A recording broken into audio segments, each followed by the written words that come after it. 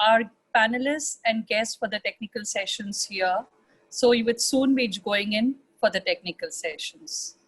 So moving into the technical session, the topic for today's discussion is reimagining the role of HR, dynamic, diverse, and digital. I welcome all the eminent panelists for the session, and I would like to introduce our panelists before inviting the chairperson of the session to conduct the session. I take this opportunity to introduce the moderator for the discussion, Mr. S.V. Nathan, Partner and Chief Talent Officer, Deloitte India. He's a member of the India leadership team and serves on the talent executive leadership of Deloitte Asia Pacific. Mr. Nathan has over 30 years of experience in HR management across diverse industries, including manufacturing, services, telecom, and information technology. He's a behavioral science specialist in sensitivity training. He's recognized and has been conferred the Distinguished Alumni Award by Accelerate, his alma mater. He has been acknowledged as one of the top voices of LinkedIn 2020. He serves as the chairman of Sumedhas, a not-for-profit educational and research body devoted to organizational development. Mr. Nathan has also served on the board of NHRD Network as its national secretary. He's an avid reader and a writer and is a regular blogger. He has an active presence on social media. Welcome, sir. Our next distinguished panelist is Mr. Rajiv Kapoor, Executive Director and CEO, Group HRM, UNO Minda Industries Ltd. Mr. Rajiv is an alumni of Punjab University, Chandigarh. He started his career in human resources with DCM Shriram. He has a rich experience of 33 years in the Indian and multinational companies like Goodyear India, JCB India Limited, G4S, and Fortis Healthcare Limited. Mr. Rajiv is also a non-executive director on the board of the last mile e-commerce logistic company, Ecom Express. Mr. Rajiv Kapoor is a member of the National Committee on Employee Relations at Confederation of Indian Industry. He is the national co-chair of CI's new initiative, National HR Excellence Awards. Mr. Rajiv is also the Government of India nominated industry representative on behalf of CII for large industry segment. Until 2019, he was on the executive council of VV Giri National Labour Institute. Mr. Rajiv is also on the chair of skill development, vertical of National CSR Network. He has been nominated as chairman of Human Capital Committee of Delhi Management Association. He is on board of management and strategic mentoring of Manav Rachna International University, Chandigarh University, and as well on the academic advisory board of GL Bajaj Institute of Management and Research. Mr. Rajiv is a technology enthusiast, enjoys listening to music, photography. He's an avid golfer and biker. Welcome on the board, sir. I would also now like to invite Mr. Umesh Dhal, former CHRO, LG Electronics India Pvt. Ltd. An astute professional and an HR industry veteran with over 30 years of work experience. He's been the head and director HR of LG Electronics India, and he has been instrumental in guiding the organization to maintain position of leadership. A known coach and mentor to facilitate senior leadership, he has acquired many global recognitions in LG. Apart from LG Electronics, he has also worked with leading organizations like Hero Honda Motors, Sylvania Lakshman Limited, Escorts, JCB, etc. Mr. Dhal is an honors graduate in social sciences, a postgraduate in human resource management, and is a certified lead analyst for MBTI, a predictive index certified assessor for Assessment Center. Welcome, sir. Finally, I would like to invite and welcome Dr. Chandrima Banerjee, Director and co-founder, Unigrow Solutions Pvt. Ltd, a consulting company working in the area of business, HR, technology, and supply chain. Dr. Chandrima is a senior HR and OD professional with experience in diverse areas and brings a rich corporate experience in both functional domain and business understanding. She has served corporate for more than 20 years before starting her own venture.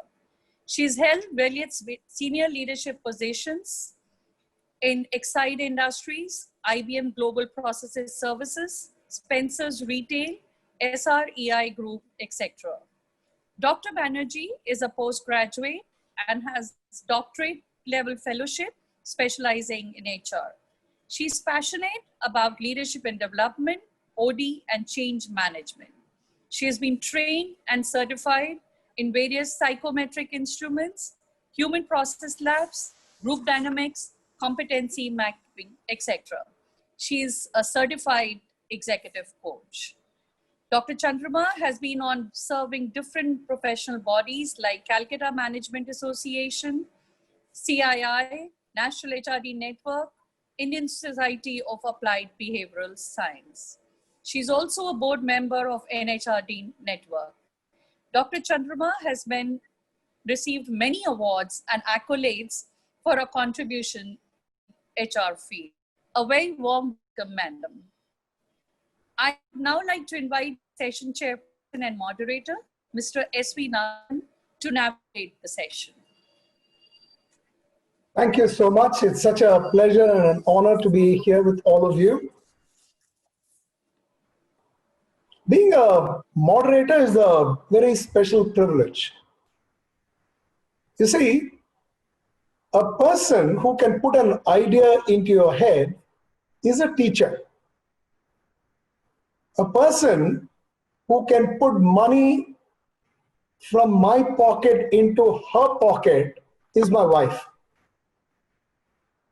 A person who can do neither, which is put an idea into anybody's head or take money from their pocket and put it into your own, is a moderator. I adequately qualify for that, and therefore I am off to the session.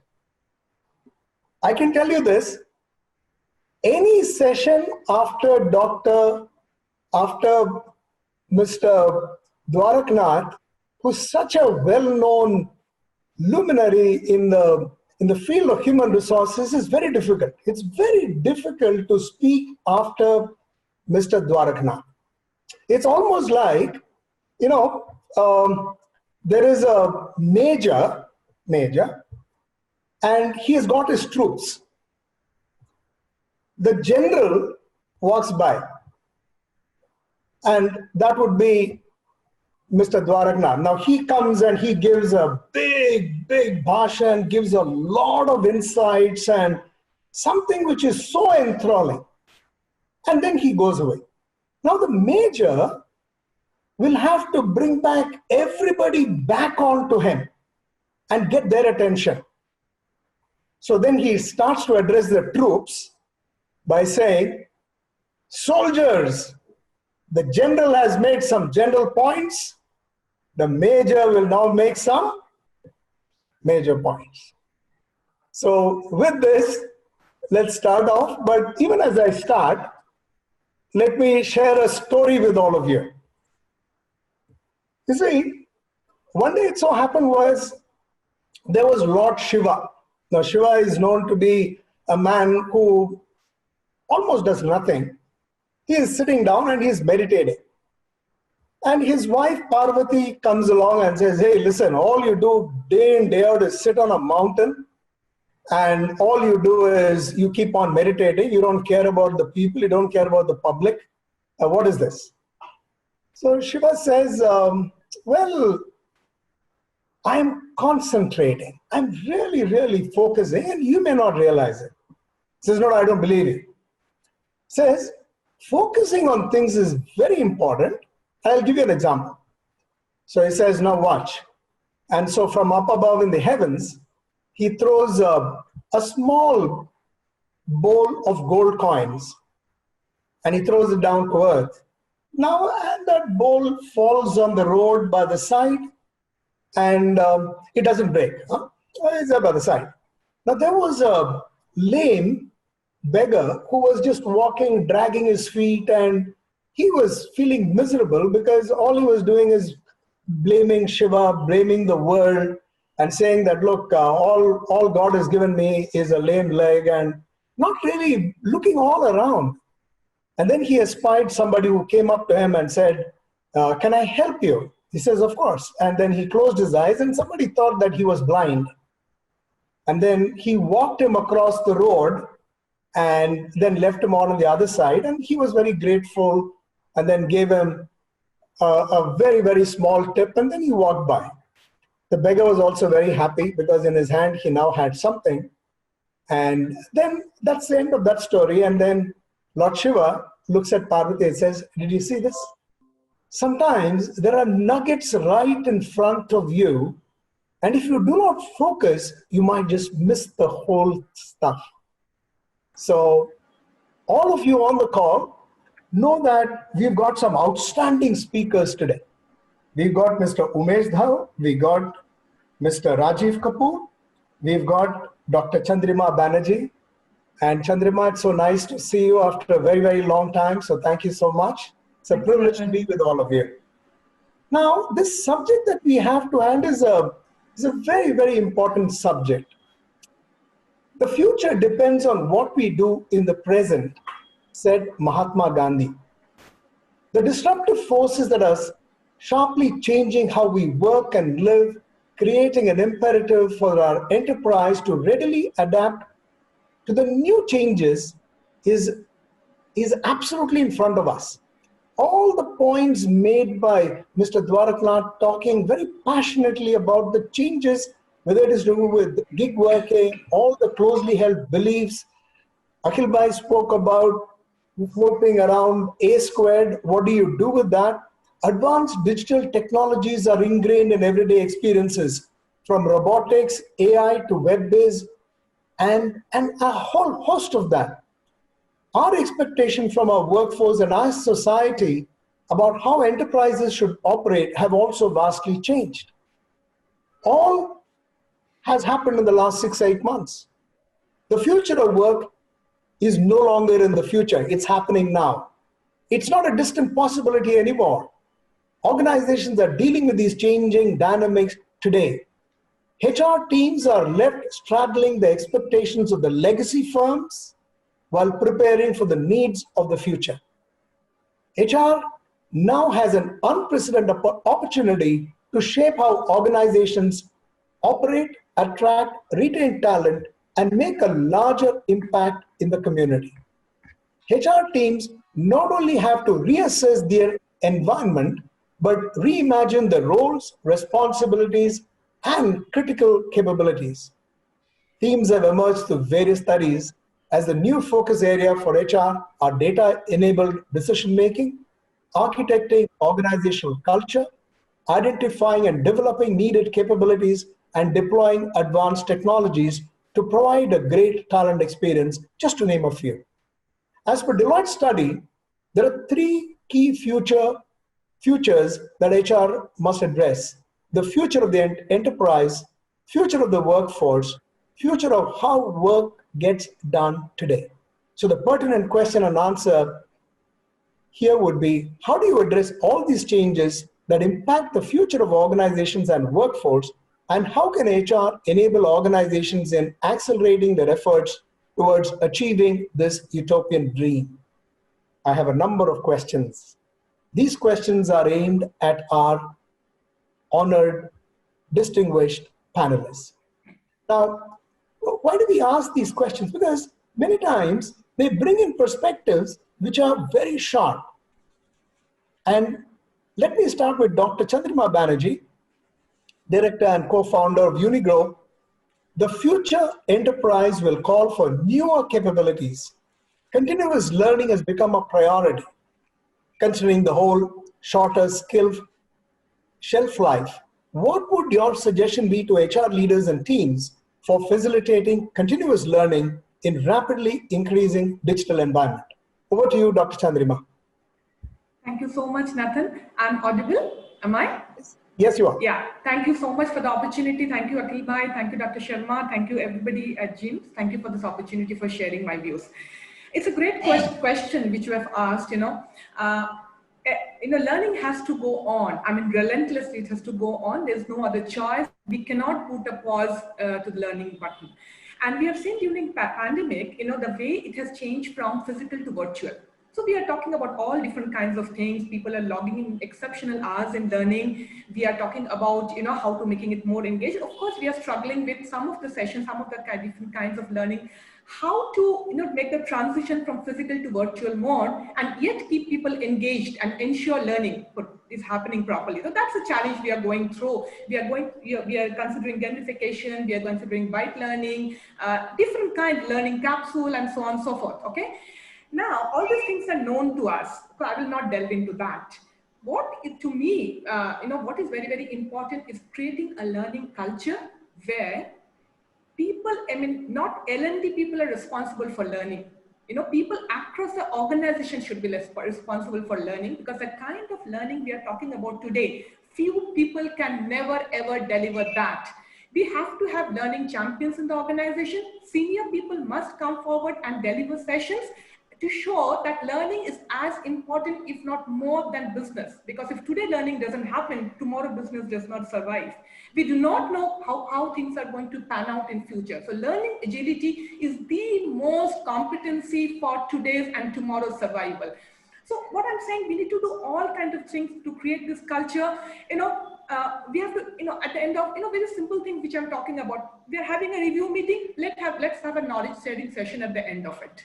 Okay. Allow people to come on their own and share learning. Okay, somebody has good knowledge of advanced Excel. I'm taking very abundant example. Some people do not know. Allow him to share session, okay, on his own. Also very important, allow people to pick and choose their own learning. I have a fear, Nathan. We are talking about number. That's good. But are we somewhere getting away from the ROI and the impact of training, during this pandemic and this virtual learning base? So allow people to offer learning, allow people to choose their own learning, because we only learn what we want to learn. As adults, we cannot impose learning onto anybody, right? And just one small example I would like to give, which I really liked, how to create. A client company of mine is a large petrochemical company. They have initiated a program called Winds of Change. And everybody, trust to me, everybody from chairman to the junior person is going through, where they're talking about how industry is changing, how market is changing, how digitalization is happening, influence of macroeconomy on the organization. See, it is nothing to do with the function. But what I'm trying to say is that it has imposed a very, very huge importance of learning, that each and every person goes to the same session. So we have to think about, we have to have a very different approach where every manager becomes a learning champion. Then only we can bring a change in the organization. Thank you. Oh, thank you, Chandrima. Thank you so much. I quite like that example of, can you end a meeting where there is some knowledge sharing as well? So let me move on and ask Rajiv, considering the non-traditional employment models like gig working, freelancing, etc., they are becoming more commonplace. Continued and productive efforts to engage professionals remain as important as ever. How do you propose to take a look at the new engagement and satisfaction with a focus on shaping the workforce for the cliched new normal?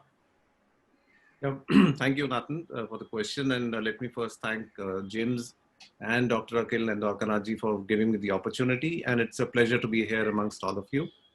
And I'll carry on from where Dr. Chandrima left on the learning part. So, see, I come from manufacturing organization. So it's a pretty, I would say, traditional setup, very structured, very process oriented. So when this pandemic came up and we started getting the tremors in the month of February, I think we woke up very, very quickly as a manufacturing organization, and things like work from home and various certain things were not, they were completely alien to manufacturing setup. So how did we respond? And I'm very happy to say that I think when the lockdown happened, we immediately managed to get online on the virtual platform, and we haven't missed a beat since then. So we are now producing about 120 to 140% of our order book is pretty busy, which is good sign. So now comes the part of how do we keep the employees engaged? And this is an opportunity which HR doesn't have to miss, because this is where HR came into focus. People were anxious, people were scared, people were not knowing very uncertain things. And the kind of pandemic which has hit us, it's actually making VUCA, which we used to talk about, look like a dinky toy. So this is much, much larger than that. So everybody then started focusing on HR. Okay, fine, what's happening and what's in future for us? And manufacturing being like it is. So I think we went through a lot of change process, and we had no time for change. Before we knew the future was already here. So we could not plan too much. But I think there was a blessing in disguise. There was no time wasted in planning and doing anything. We just did it. And I think the results have been pretty positive. And it's not only for my organization, it is for the entire manufacturing organization that I'm talking about. Things have panned out very, very positively. And there's a renewed respect I see in the eyes of employees towards HR, because the HR delivered on the dot. And when it came to the employee health and care, the emotional well-being, I think HR delivered. And I keep talking to many colleagues, and I think everywhere this is happening. So employees are now looking at HR with very, very different focus.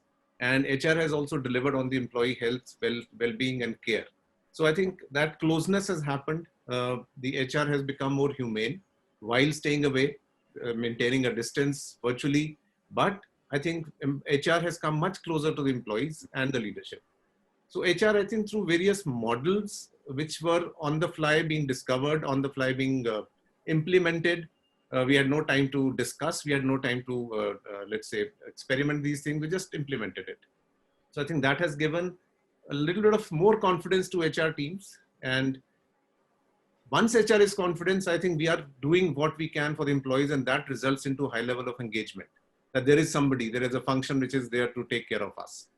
So I think from a manufacturing perspective, this is what is happening. This is one more thing I would like to mention here, that this virtualization has also brought generations together, because there was always a discussion between Gen Y, Gen X and the baby boomers and all those things working together. Technology has just broken all those barriers, because people who are not tech savvy have now become tech savvy. They are absolutely on the ball. And that differentiation between the Gen X, Y, Z and the baby boomers, I think it's gone away. Tech has brought everybody together. So I think the dialoguing happens much more effectively now. So that itself has given a big boost to the teamwork in the organization, resulting into high level of engagement in the organization. Oh, so very well said. So very well said. I mean, I like a couple of things that you mentioned about the new respect for HR. Certainly, it's about care, and employees just not feeling the care, but also expressing it so. And so that is one. I love the way that you talked about how the hierarchies have shrunk and technology made it so, and the democratization that has happened across all generations. I think that's a huge change. Yeah. Let me look at Umesh to take a look at. Of course, you've been here for a very, very long time in the field of human resources, and you've seen the role of the HR professionals as they have evolved over time. How do you see this role evolving in now the coming years? Over to you, Umesh. Thank you, Mr. Nathan. Thanks to James, and good morning, everybody. I've been listening from Mr. Dwarkanath time, and then all the views have been exchanged. Let me put across a few things to regenerate a couple of thoughts in our mind. Whenever globally there has been a big occurrence, I'm referring to World War II. This pandemic, we must understand the scale of this pandemic. The entire globe is affected at once. We are still in the course of COVID. It's going on.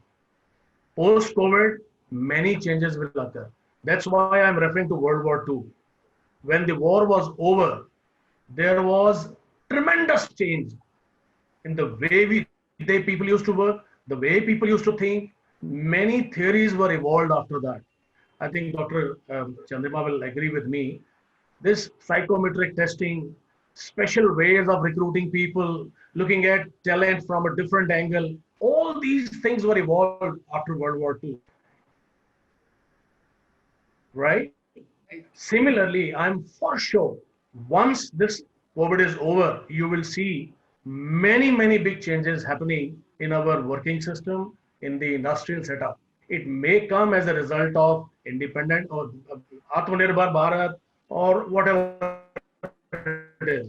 But believe me, all the countries are working on similar kind of patterns right now. And once we see the result, it's going to be most challenging, specifically for HR people. As you shared a story, before I go to the point, let me just share a small story. No offense to anybody, I'm using this only as a reference point. We all know Ramayana. When Hanumanji went to visit Sita Mata, he threw the ring which Ram had given to him, asked her well-being, and came back. Now, some management expert like Nathan asked Hanumanji that you went there, you met Sita Mata, and you were quite capable to make her sit on your shoulder and bring her back. It would have avoided the whole great war. Why you did not do it? Hanumanji said, Ram never asked me for that. Now the HR people are today, all there in the field are actually acting like Hanumanji, as Rajiv has mentioned. They are the people today in the front, caring for people, providing all the necessary support to people, bringing people back to the industry and making them work and deliver for the industry. But they should not keep in mind that somebody has to tell them what to do. They have to evolve on their own. They have to contribute in bringing in new paradigms and new ideas. Believe me, see, learning, agility, adaptability, these have been there, ever existing. Whenever I used to attend a seminar, even pre-COVID, all these things were discussed always, right? You should be open to learning. There should be a lot of ways to make people, learning organization. Same thing exists. But today, the most important thing which you need to see is that in any engineering industry, the labor cost is 4% of total expenditure. Am I right, Mr. Rajiv? But unfortunately, whenever there is an issue of the scale of pandemic, the first group which is affected is this 4% cost. Nobody talks about the 96% of the cost. Nobody talks about the 10%, 12% profit being made. But everybody talks about this 4% cost. Reduce it, shrink it, because we are suffering. HR, if you ask me in my mind, is that light which give people confidence that here is somebody who will think about us, who will show us the way, who will actually act as a bridge between the management and the employees. If you ask me, today and post-COVID, the most important role of HR is going to be the real humane face. Of course, HR has to provide everything, learning opportunity, give them opportunity to be ready, to prepare, to face the unknown. But today, people have seen the unknown. People have seen the suffering, and people are still going to see the suffering. 20 years ago, I visited that company in Brazil myself. You can read a book called Maverick, right? Oh. Ricardo Semel, right. He has an industry in Brazil called Semco International. I personally visited. The guy wanted to implement self-management. Believe me, Nathan, there is no other example in the world. The company is purely self-managed by employees. Owner never comes to the company. I think going forward, HR has to inculcate this mantra of self-management in each and every person in the organization related with the organization or even outside the organization. That's going to be the key. Thank you. Umesh, when you were saying, I was smiling because I was saying if HR can do this for itself, then that itself will be a big, big change. Yeah.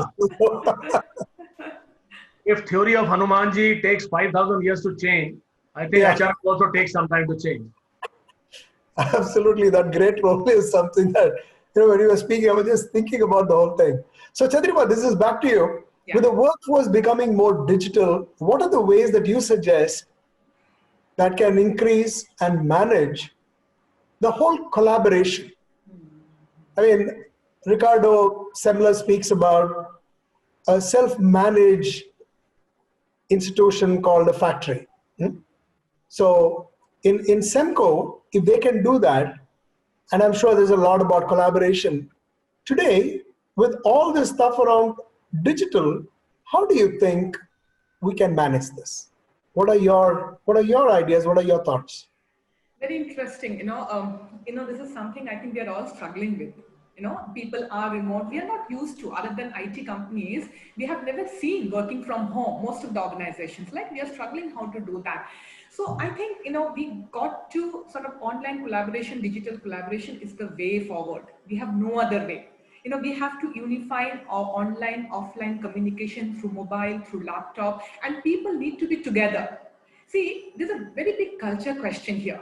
Okay, and Nathan, every time we have done this employee engagement survey, we have asked this question, simple question: do you have a friend in the organization? Yeah. It's a very, very pertinent and a very strong question. Now that is coming back. People feel isolated. They feel away. They feel all alone. They're going through. They're all anxious. They have their personal agony. They have a fear of losing job. Maybe he's not well. Somebody's not well at home. All these things are going on. So we got to connect people together for work. Obviously, goes without saying, even for non-work. Yeah. Passion communities, people who are movie buffs, who are football lovers, they should come and talk, and they should do a lot of, see, in organization we come for work. Also, it's a place to socialize. Yeah. Right? We got to bring that back, because people are feeling very, very, very isolated, and the whole initial thing of working from home now has become quite a burden on many people. Right? So that online collaboration tool platform, there are many platforms, I'm not getting into that. We've got to break the silo.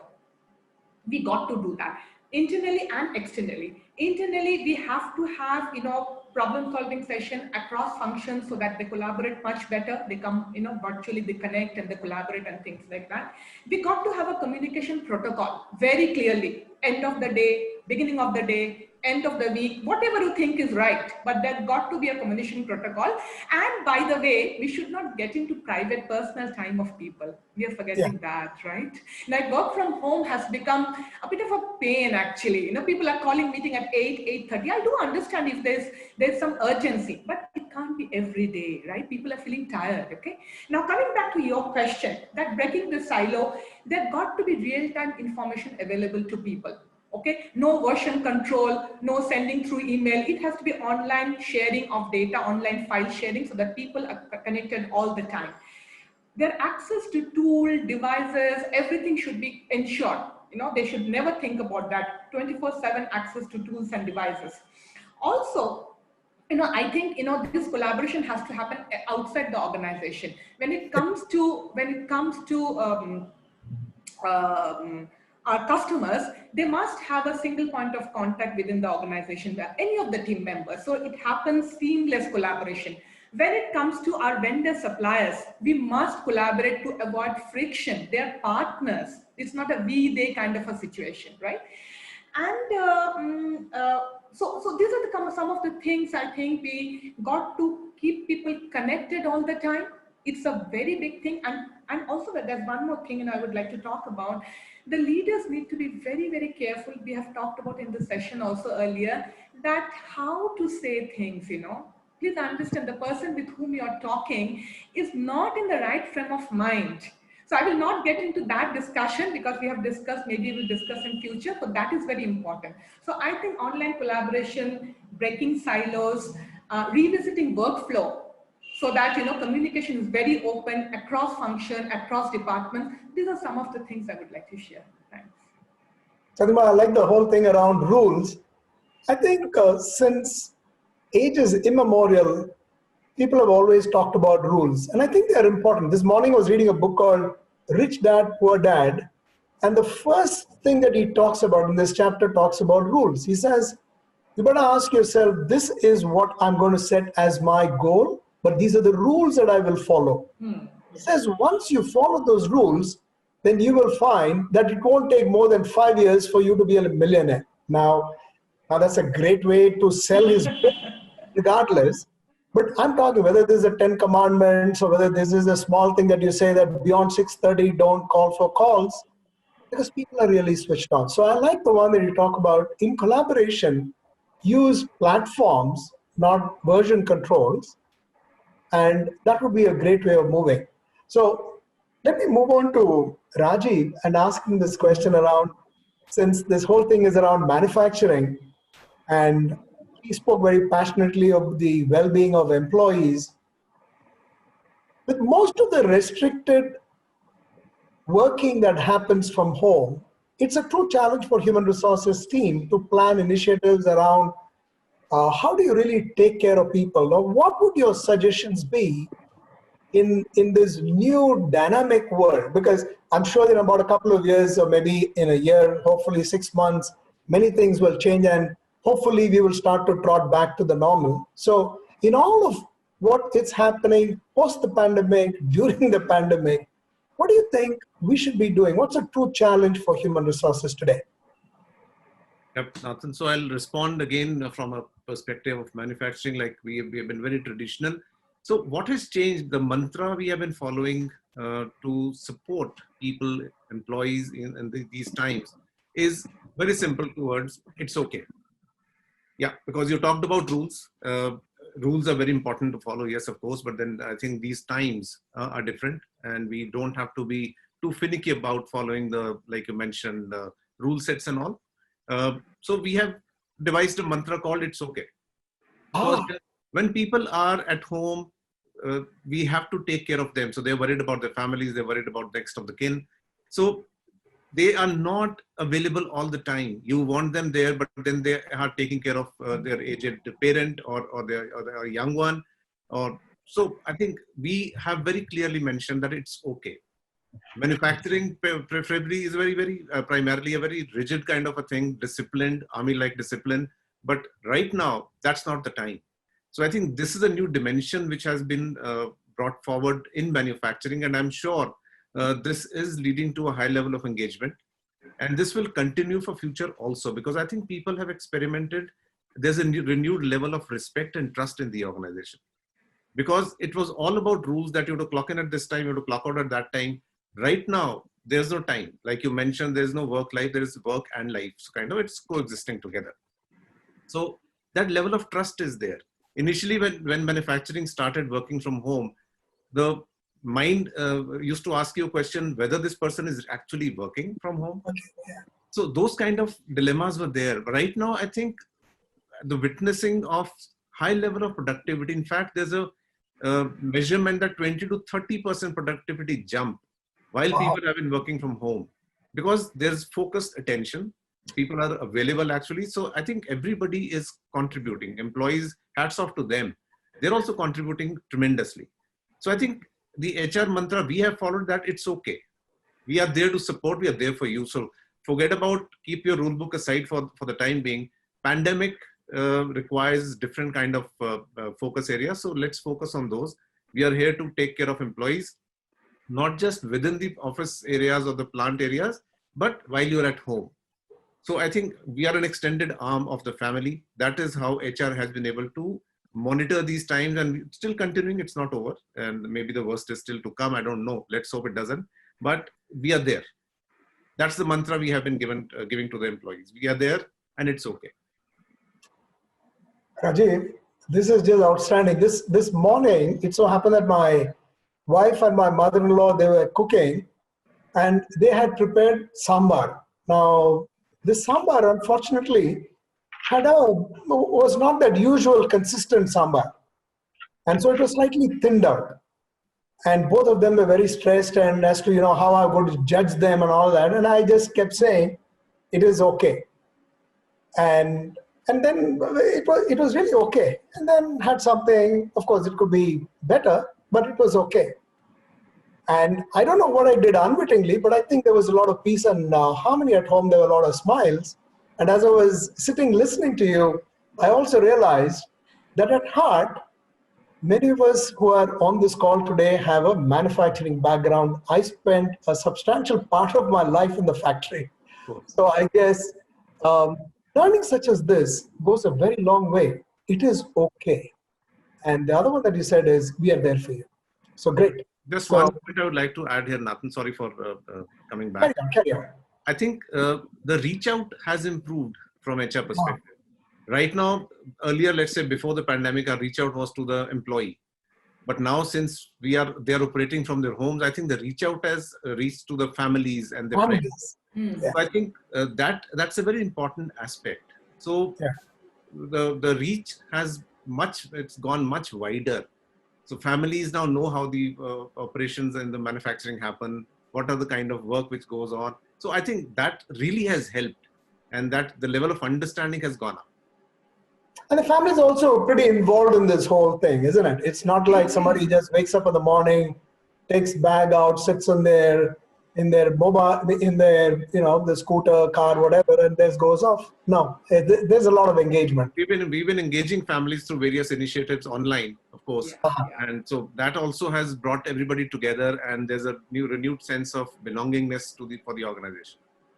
Amazing. And I'm sure that will lead to greater retention, greater sense of happiness. Yeah. And you talked about a productivity jump of 20-30%, unheard of. I mean, even if all your incentives were out there trying to put money on the table, I don't think that would have brought any kind of change as what the pandemic has done for us. But more importantly, what you did with all the circumstances where you said, okay, this is how we will do it, and that care that you took for your employees resulted in a positive change. Absolutely. I'm going to move to Umesh. Umesh, Mr. Dwaraknath spoke about this very fleetingly on gig working, crowdsourcing, freelancing, contract workers. Even the government is now passed all kinds of laws around this. Now, looking at all this stuff, the HR profession is more like a specialized procurement manager. It's almost like they are a purchase manager of skills. Kindly comment. Yeah, I agree with what Mr. Dwarka has said. There is already a shift in the paradigm. There is already beginning, even in the manufacturing industry, which used to be considered as most rigid area because, you have to have certain on-roll people, certain off-roll people. I think I am very strong in this feeling that now onwards, instead of calling people contract workers or fixed-time employee, I think the definition will emerge as performance partners. Like we have channel partners in the sales and marketing, I think we are going to have performance partner.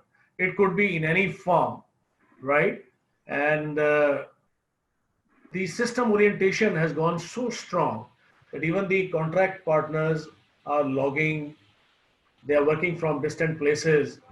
The virtual usage is so good, it has given, even the distant people can contribute well.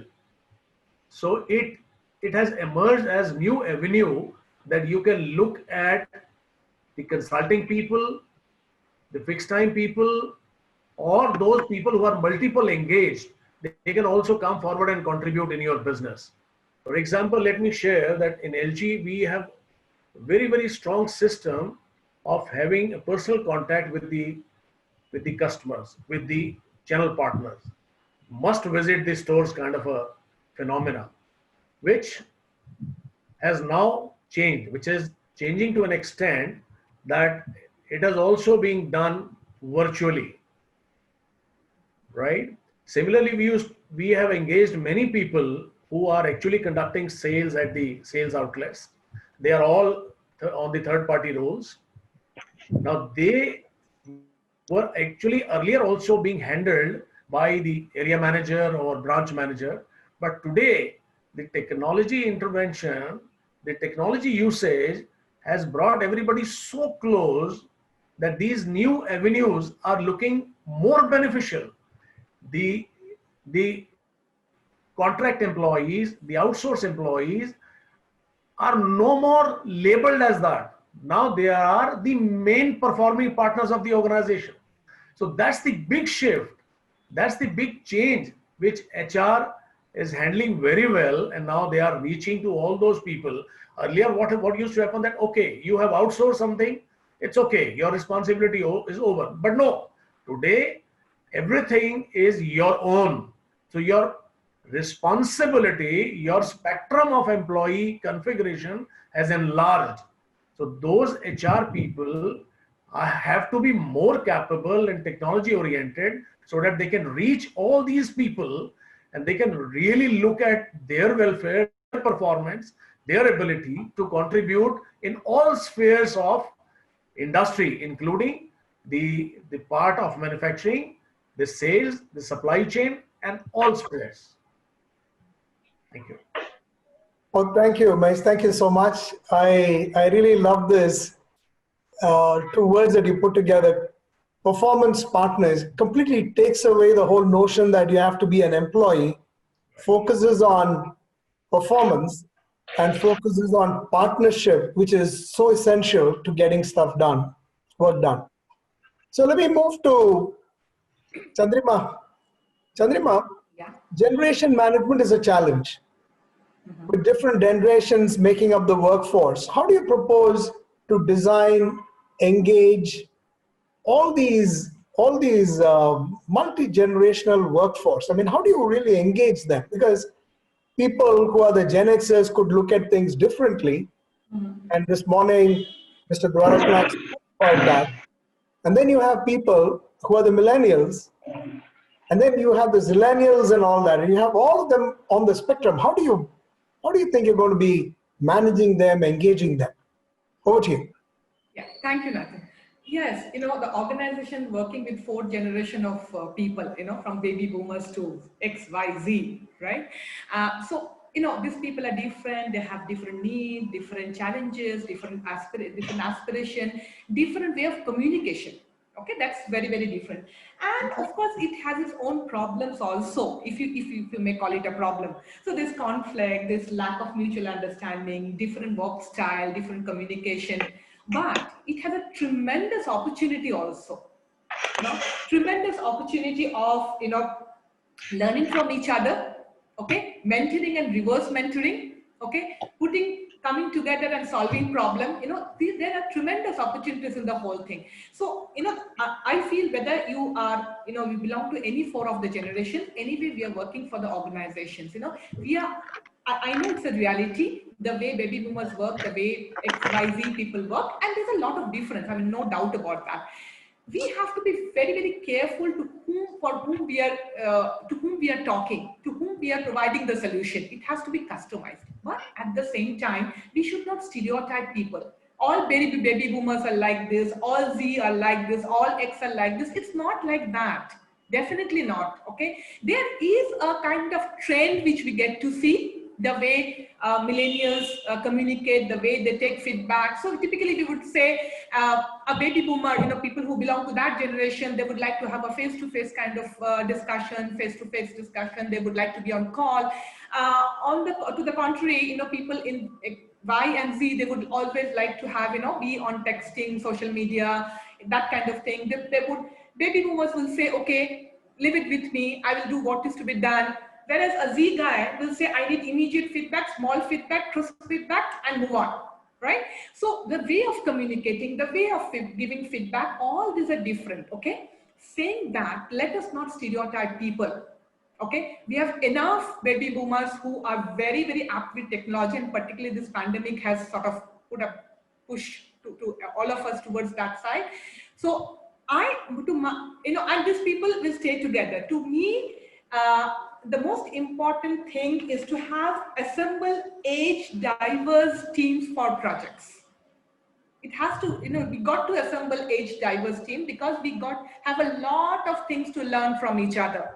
When a X or a Y or a Z guy will bring the technology orientation, digitalization, their way of looking at things, they're very good in multi-skilling, they're very risk, they can take risk, right?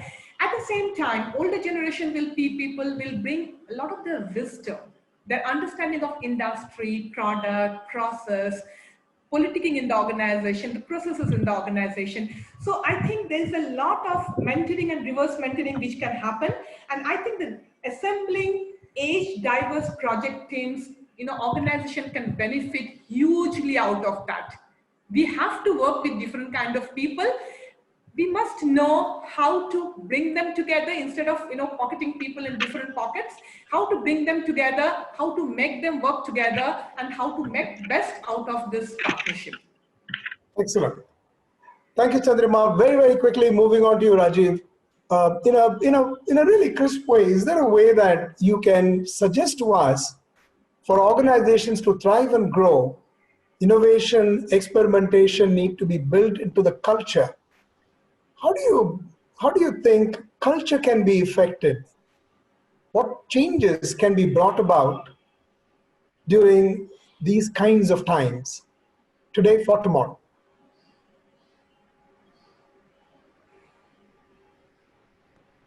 Okay, I'll give you a very crisp answer on this, Nathan. Sure. The pandemic itself has been a great teacher. So it's a teaching pandemic. So we have learned a lot. We are still learning. And the process of innovation building into the culture has already begun. Whether you liked it or not, it is already there. Now, to give you an example, the organizations have their, let's say, budgeting session cycles starting from January, ending in March, and getting ready from 1st of April to hit the new financial year. There comes the pandemic, there comes the lockdown, everything falls flat. So all the preparation which the organization had done for budgeting and all, leading minds were sitting together, all the functional heads were sitting together, making budgets and getting approvals done, all fell flat. So you had to restart 3 months of no sales in most of the organizations. So what do you do? How do you build an organization from ground up again? So I think this innovation started at that point of time that, okay, fine, let's rethink how we want to run the organization. So even the very state kind of organizations had to rethink, build this innovation into the culture and come up with very innovative ways of running the organization forward, making sure that employees are also kept engaged while the business is also kept in mind. So I think that innovative culture has started happening, and I'm very happy to tell you that this gave a platform to the employees. The way employees were engaged by the leadership teams to come up with ideas, suggestions. Even we understood that employees are getting very excited, giving a lot of ideas. So this culture has started building up. And one more thing which we have learned, and I'm sure many others have also learned, is the appetite for failure. Because the appetite for failure is very, very important in making a culture of innovation and experimentation. If you don't have that appetite for failure, I don't think you are culturally adept at this. So this pandemic has actually taught us that whatever you have planned so well can fall flat in a minute. So it can fail. The best brains have worked out plans, but it may fail. So it doesn't matter how senior you are in the organization, whose plan is it, it can still fail. So I think that has given us a renewed respect to look around and respect innovation, experimentation all across. So this is how it is now getting into the cultural DNA of every organization. And so thanks to pandemic, maybe there's something to thank this pandemic for, is I think quick digitalization and respect for innovation. Rajiv, I like the way that you use this word, the teaching pandemic. Fantastic. I'll remember this. I'm going to move to Umesh. What would be your advice to students aspiring for a career in human resources? What skills do you think that they should equip themselves for this ever-increasing virtual workplace? Right. I think first of all the aspirants, those who are aiming to become an HR professional, I would like to welcome them. I would like to tell them, actually in this world, facilitating and enabling others to unleash their potential and give best of their performance is most satisfying thing, right? Because in this gambit, you actually take care of them, you give them all the opportunities to develop themselves, and you bring the right person at the right place. And this is really a lovely profession. The only thing is that they have actually worked hard to prepare themselves. We all understand today the technology and system orientation is the foremost. Second, they must look at how they should create their credibility, their knowledge, their connectivity, their people management skills have to be par excellence. They should be true to themselves, and as we discussed, they must learn the self-management right from the beginning. If you have to nurture others, if you have to develop others, you really have to look inside you, understand you. I advise them that Dr. Dan Siegel has given a beautiful talk on it's available on the YouTube. He has explained, you are not alone. When I talk about you, means it's you as a body and you living inside your body. That's yourself. That's yourself. Talk frequently to yourself. Understand yourself, the real you. Analyze, introspect, look at your strengths, look at your area of concerns. That will give you the real insight. That is called mind sighting. When you really sight your mind, then you will be able to understand how you can gather the momentum within you, and then you can transform that energy to others and bring positivity in the organization. If you really understand yourself, you must understand the human psychology, because you are the person who is going to be the catalyst in the organization. Every organization will be talking only about business, performance, results, endpoint. You are the only one who is going to be the most important person to take care of the entire workforce so that they align themselves with the business goal. They align themselves with the organizational capability and eventually excel in business, and the organization also touch the new heights. That's what I would like to advise. Thank you. I'm looking at my watch and I see that we've got a few minutes left. So this is rapid fire questions for all of you. And in this particular order, where I'm going to be looking at Umesh, Rajiv, and Chandrima. So this is the order. So the question is, one change COVID has brought to your workplace that you see sustaining post the pandemic? Work from home, virtual Excellent. technology usage. Excellent. That's going to be the buzzword in thing. It used to be only in the software industry, but today it's common in all the industries, and people are looking forward to capitalize on this. It has really added to the performance. Chandrima? Empathy for people, connecting with the people. Excellent. One advice you would give to your audience present today. So let me start with Umesh. The advice is very simple, as we have been talk. Create positivity in yourself. Be always optimistic. Don't get worried about there's a pandemic and people are. It's not the end of the life. Please be positive. Share positivity. Create agility and adaptability. Learn to carry people with you. Excellent. Rajiv? Rajiv, you're muted. Yeah, so this is not new normal anymore. This is now normal. So get used to it. So it's no longer new normal. So this is now normal. Now normal. And also one piece of advice is that be positive, but stay negative. Get the message? Okay. Sorry. Stay Absolutely. COVID negative, but stay positive. Yeah. COVID negative. COVID negative. Yeah. Chandrima? Yeah, particularly to my young friends, okay? There are three things I always talk about, and you're learning agility. There's nothing can substitute that. You never know how the world is changing. Digital dexterity, you got to have that. But finally, particularly if you're becoming a people manager, you are dealing with people. You know, the way you want to be treated, people want to be treated like that. If you want to talk to a human being, people do not like to talk to chatbot. Please do have the balance of tech touch and human touch. End of the day, you're dealing with human beings. Have your empathy. Excellent. Very good. So this is again to all of you. One advice you would like to give to your younger self. If you're a lot younger, this is one advice you would have liked. Umesh? Well, I'll start. Sorry. Yeah, fine. So I would like to give an advice to myself that always expect the unexpected. Excellent. The advice I would like to give myself is that be a lot more open to learning, be non-judgmental, and have guts to take risk. Okay.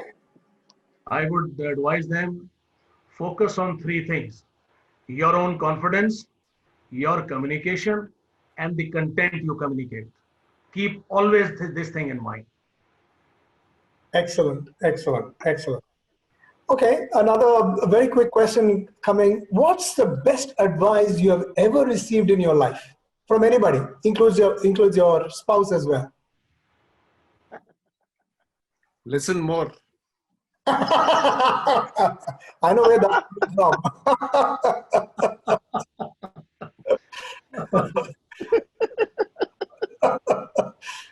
Umesh? People connectivity. Excellent. People, stay always connected with them. Excellent. The one I would like to talk about, it came from a professor of mine who said, earn a lot in your life. I bless you, but don't change your lifestyle like that. It will never give you freedom. Wonderful. Okay, we got 4 minutes. I'm just wanting to check if people have any quick questions. There are some questions in the chat box, Nathan. Yeah, go ahead. No, there are some questions I don't know. Then the chat box, I can see some questions. Yeah. Is it justified on behalf of companies to do a pay cut in these times?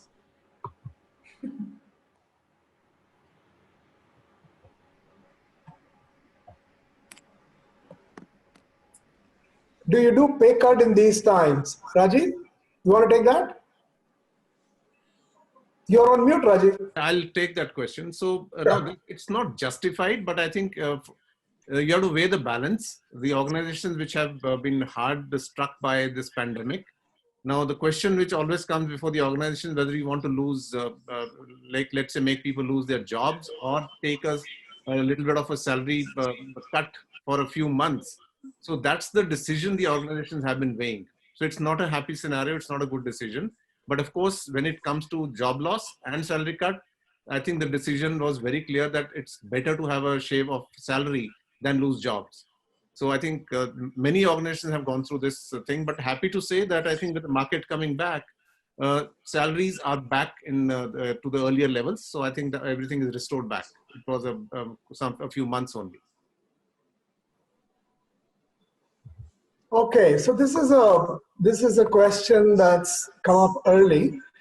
It says, this is for you, Umesh. What are your views on emotional well-being of employees amidst the crisis? Absolutely. This is the most important thing. Right from the day the pandemic started, the lockdown started, the fear of unknown, the uncertainty was there in everybody's mind. Everybody means everybody. Slowly, when we moved on, the fear somehow got shifted more to the employees' minds, because people start realizing that some of them are not salary, some may lose jobs, some of them may get COVID as well. So this was real time when emotional well-being was the most important thing. And I'm very positive that as we moved on, the people, the industry icons, the HR icons, the team who was responsible to reach people and make them comfortable on the emotional front did well. And the emotional well-being protected people from getting haywire, from breaking away. That was the real time when you were alone only with your family, that the entire family was worried about only one thing. That was the real time when people needed it most. I think emotional well-being was the most important factor which helped people passing through this COVID tough time. Today, I think people are in a better state, but they still need it. So my dear friends, I would like to say, be always careful about your own emotional well-being, your related people's emotional well-being.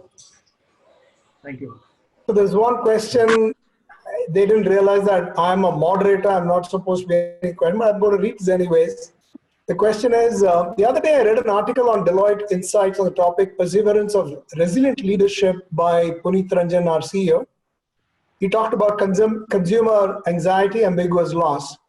Question is, in these times, how do we as students inculcate these attributes right from where we are now, that there is a school or college kind of an environment? So most of all what Puneet spoke about in his article was resilient leadership.